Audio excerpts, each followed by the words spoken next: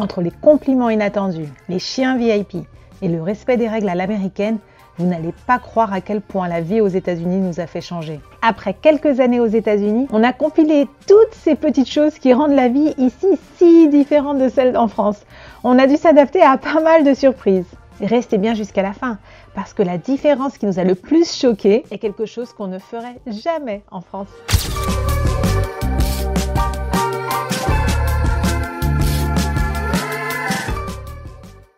Ouais, alors il y a aussi un truc qui m'a énormément surprise au début. C'était, je sais pas si toi ça t'est arrivé, mais les compliments. Alors en fait, quand je suis arrivée ici, j'étais assez surprise que, tu vois, tu marches dans la rue, à Miami ou même à New York où j'avais habité, c'était un peu pareil aussi. Et on commence à te demander, à te dire, oh, j'adore tes cheveux, j'adore tes chaussures, j'adore ta robe, j'adore ton style. Et lui, je me dis toujours, non mais attends, je disais merci, mais je me disais, mais quoi, ils font des compliments? C'est ça. On se demande s'ils ont quelque chose à nous demander. Tu te disais, mais c'est pas possible, ils font ça. C'est pas possible qu'ils soient gentils comme au ça, début, je me disais, gratuitement. Il y a un code dans ce qu'ils disent, il y a quelque chose derrière.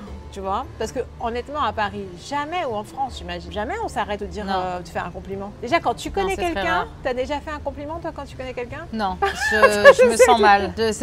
Ça me vient pas à l'esprit en fait. Alors qu'aux États-Unis, n'importe qui, tu vas voir un ami ou tu vas voir quelqu'un, tu vas chez quelqu'un, tu vas toujours te dire la première phrase. Oh, tu es belle, you are beautiful today. Even if tu le penses pas. Il faut, je sais pas, les gens aiment recevoir. Moi c'est l'inverse. Si tu vas me faire un compliment, je vais me sentir gênée, je ne sais pas à quoi répondre. Je vais dire, oh, toi aussi.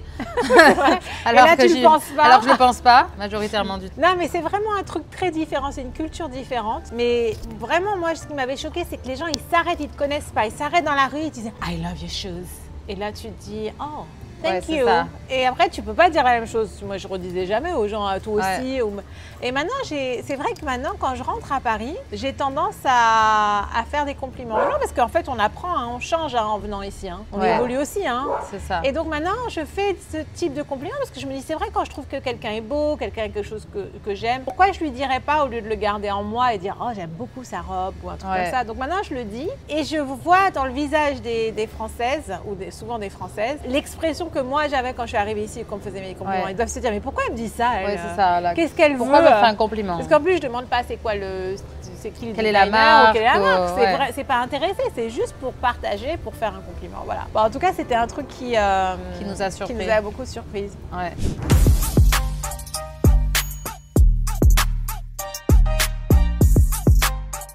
Il y a un autre truc qui m'a aussi surprise, d'ailleurs on en est encerclés ici, vous ne les voyez pas, mais c'est les chiens. Vous les voyez? Ils sont un peu partout, nous on adore les chiens. On adore les chiens. Mais bon, moi quand j'étais à Paris, j'avais pas de chien. Regarde, comme. Et on voyait, oh bébé, yes, come babies. Alors il y en a encore plus. Hein. On en a encore plus, ça vous montrait. J'espère qu'il n'était pas sauvé. Mais ce qui m'avait étonnée ici, c'était qu'il y avait des chiens partout.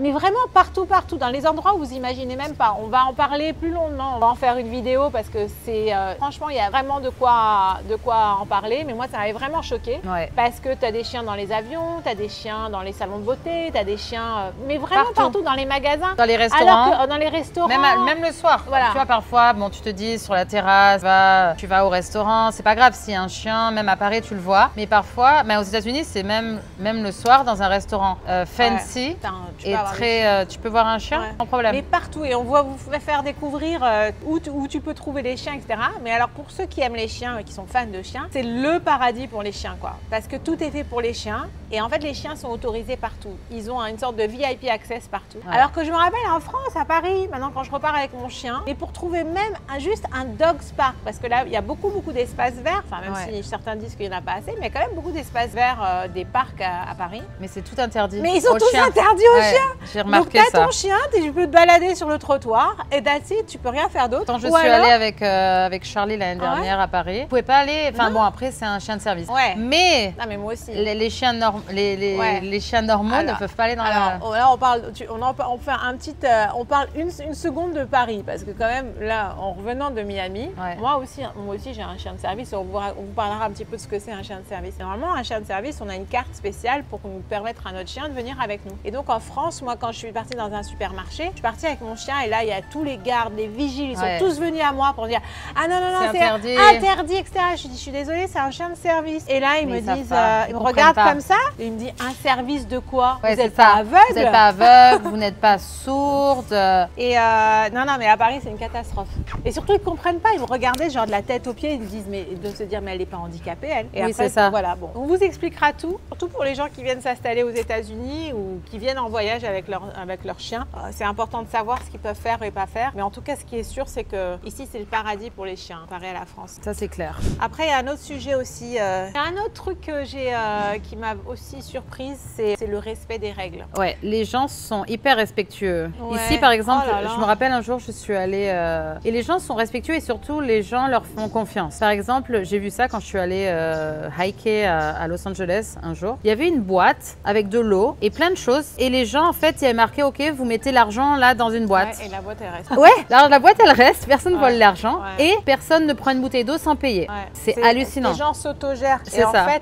Et en fait, au début, c'est un peu surprenant aussi, mais parce que moi, je regarde le côté un peu négatif. Un jour, je voyageais, j'étais à New York et je venais à Miami avec une copine et en fait, on n'avait pas pris les billets ensemble pour prendre l'avion. Et moi, j'étais par exemple, je rentrais dans la catégorie 1, le groupe 1 pour embarquer dans l'avion. Et puis elle était peut-être groupe 4. Bien sûr, quand ils ont appelé le groupe 1 en tant que Français, j'ai dit, bah, viens avec moi, on est ensemble même, tu vois. En plus, on avait presque, je pense qu'on avait même le siège juste à côté, mais on n'était pas dans le même groupe. Et derrière moi, il y a quelqu'un qui a vu, derrière nous, elle était groupe 4. Et donc, ils ont commencé à nous pousser du doigt comme ça et nous dire, elle est groupe 4, elle peut pas rentrer maintenant. Mais je sais pas, nous, les Français, on peut pas faire ça. Non. On fait pas ça parce qu'on regarde pas ce que les gens font, on va pas les juger. Là-bas, c'est vraiment. Et là, c'est vraiment. Ma copine qui est française et qui vivait en France et qui vit toujours en France, elle disait mais c'est quoi ça? Je dis non mais t'inquiète pas, après tu t'y fais. Moi, il y a eu plein de coups comme ça. Un jour, j'étais en train de regarder un show, j'avais pas vu qu'il était interdit de prendre des photos, de filmer. Ouais. Je commençais à prendre mes petites photos et filmer et tout d'un coup, il y a quelqu'un qui m'a dit it's not allowed. Et là, il me pointait du doigt en disant mais moi si je vois quelqu'un qui prend des photos ou qui filme alors que c'est pas autorisé, je vais pas aller le voir et lui dire le pointer du doigt. Et ça, ce serait presque à l'extrême. Ils pourraient faire ça quand tu traverses, quoi. Parce que eux, quand ils traversent,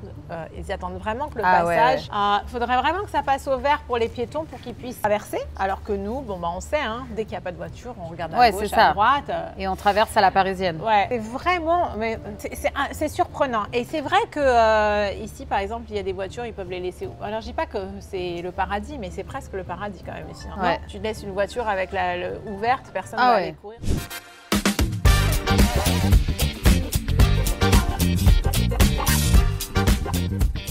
Donc le prochain sujet que nous allons aborder, c'est les memberships.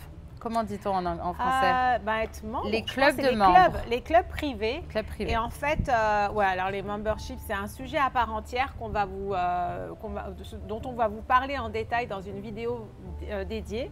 Parce qu'il y a de quoi faire. Et on vous fera visiter tous les différents clubs sur Miami.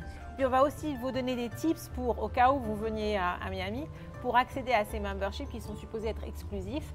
Parce que imaginez que, alors en fait en gros à Miami, on dit toujours que si tu n'es pas member, tu n'es rien. T'es rien. Voilà. En gros, il y a plein d'endroits où tu ne peux pas aller si tu dois être member. Mais on va dire que pour une addition ou pour un budget, ce serait pour être membre de tout, ça fait quand même beaucoup parce qu'il faut être membre de certains restaurants, de clubs du soir, de clubs de golf, de clubs de paddle, de spa, de beach. Enfin bref, à chaque fois que tu veux dire quelque chose, ah non, c'est member only, t'es member ou t'es pas member? Donc voilà. Et ça peut chiffrer vite. Ça peut être entre Soho House, ça va être à peu près $5 000 par an, jusqu'à Zizi Club où je pense à un moment c'était $100 000 où vous avez aussi les country clubs. Après, tu as les country clubs, tu as les clubs encore plus cher. La Gorse et tout ça, des clubs de golf qui est très, très commun ici. Mais en tout cas, c'est vraiment une grosse différence parce que c'est des endroits où on a tous envie d'aller parce que c'est un nouvel endroit, on nous dit c'est super, etc. Et puis après, en fait, tu dois trouver un moyen d'y aller si tu n'es pas member. Mais on a des astuces. On a des astuces dans notre vidéo, donc sur les clubs membres. On vous expliquera tout et on vous donnera on va vous faire visiter. Vous allez venir avec nous découvrir ces endroits-là et on va vous expliquer pourquoi on aime. quelles sont les atmosphères, etc. C'est super sympa quand même. Le patriotisme. Oui, c'est vrai. Il y a des drapeaux partout. Il y a des drapeaux partout. Si jamais vous voyez ça en France, vous allez dire non mais ce mec est raciste. Ouais, c'est ça. Si vous voyez un drapeau français. Alors qu'aux États-Unis, c'est partout. Il y a des gens dans leur maison. Des drapeaux. Ils ont des drapeaux américains. Des drapeaux américains. Et puis en plus, bon, alors ça c'est plus que Miami, mais c'est vraiment ça s'applique aussi à Miami. Mais par exemple, tous les matins à l'école, ils chantent l'hymne national américain, The Pledge of Allegiance. Je ne sais pas encore parce que je suis pas encore américaine. je suis américaine, mais je vais devoir l'apprendre apparemment quand tu turns ta citizenship. Je ne rappelle pas. Voilà, moi je suis sous un régime de green card, mais bon. On vous expliquera aussi comment venir aux États-Unis, avec quel diplôme, quel visa. Si vous voulez venir aux États-Unis. Oui, si vous voulez juste découvrir ce que c'est comme vie et pourquoi nous, c'est notre vie de rêve. Vous avez 3 mois de visa touriste dans tous les cas.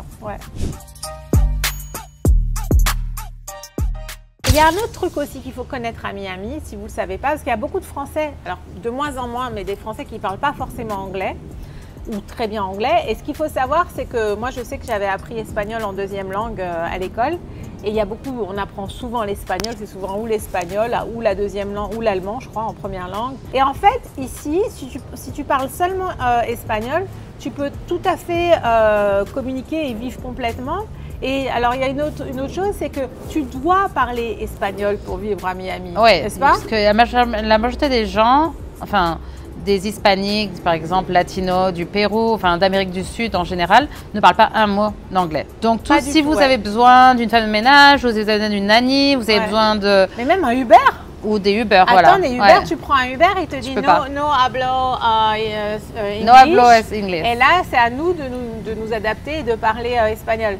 Et encore plus quand tu renouvelles, par exemple, dans tous les trucs d'administration, ils parlent et anglais et espagnol, qui est super surprenant. Et même français maintenant. Parce que haïtien, c'est bon, tu peux te débrouiller quand même. Mais ils te parlent en espagnol en premier, quoi. Alors, je sais pas si j'ai l'air latino ou je sais pas, ou peut-être, je sais pas. Mais ils te parlent en espagnol et je dis attendez, espeta. Non, espeta, c'est en italien. No hablo, no hablo espagnol. Autant je me débrouille en espagnol de ce que j'ai appris du quotidien. Autant quand tu fais tes papiers, tu as envie de parler bien, quoi. Tu as envie de comprendre ce dont on parle, etc. Donc, en gros, si tu parles espagnol, tu es le roi ici. Et si tu parles anglais et que tu ne parles pas espagnol, alors là, tu es vraiment dans une situation délicate. Ouais, c'est ça. Et j'en connaissais des Français comme ça, qui sont vite rentrés en France, je l'ai tout de suite. Parce qu'ils ne parlent pas espagnol. Parce que si tu ne parles pas espagnol et tu ne parles pas anglais, parce que je connaissais une Française, une amie, qui ne parlait pas un mot d'anglais. Et elle a habité pendant 6 ans aux États-Unis. Je ne sais pas comment elle a fait. Elle est rentrée. D'un moment, elle s'est dit, c'est pas ma place. Mais ici, par exemple, il y a beaucoup de gens effectivement d'Amérique latine et quand tu leur dis, mais attends, je comprends pas, ça fait 15 ans que tu vis aux États-Unis, pourquoi tu parles pas anglais? Tu parles pas un mot d'anglais. Ils me disent, j'ai pas besoin. Tout est en espagnol, j'ai ma communauté espagnole, le quotidien peut être fait en espagnol, les jobs, tu peux les avoir en espagnol. Tout le monde parle espagnol ici. Si tu parles espagnol, tu vois, par exemple, les Espagnols qui viennent d'Espagne, par exemple, moi j'ai ma coach de pilates qui vient d'Espagne. Elle est comme un poisson dans l'eau. Parce qu'elle peut tout faire, elle n'a pas besoin d'apprendre l'anglais. Elle peut faire du business. Des fois, je suis dans des cours de pilates, la fille, elle commence à tourner en espagnol parce que la plupart sont latinos. Et je dis, et moi alors? Des fois, tu te dis, tu dois parler espagnol. C'est un conseil que je donnerais aux gens, je n'avais pas réalisé à quel point. Moi, j'ai la chance de travailler sur ton espagnol si jamais tu veux venir ici. Et puis même, moi, j'avais appris, mais à l'école, ça fait un moment. Et en fait, quand tu reviens ici, tu utilises les bases. Bon, nous, les Français, c'est facile. Des fois, elles se moquent de moi parce que je rajoute un A à la fin de chaque mot. Mais le plus important, c'est de se faire comprendre. Voilà, mais c'est important. Donc, en fait, on a couvert énormément de sujets. Nous, s'il y a des sujets qui vous intéressent plus que d'autres. N'hésitez pas à écrire un commentaire en bas pour nous dire, voilà, si vous avez par exemple des questions sur certains sujets. Et bien sûr, on répondra à vos questions dans les prochaines vidéos. Ou si vous avez d'autres sujets qui vous intéressent, vous avez entendu parler de ça à Miami et ça vous intéresserait qu'on en parle, nous, avec plaisir, on a plein de sujets à couvrir. Mais ou si vous avez un lieu que vous aimeriez bien voir, etc., on peut y aller pour vous. On peut être vos explorers et voilà. Mais en tout cas, suivez-nous. Suivez-nous, abonnez-vous à la chaîne, s'il vous plaît. Likez et partagez aussi. Likez. Et à très vite. À très vite. Bye bye.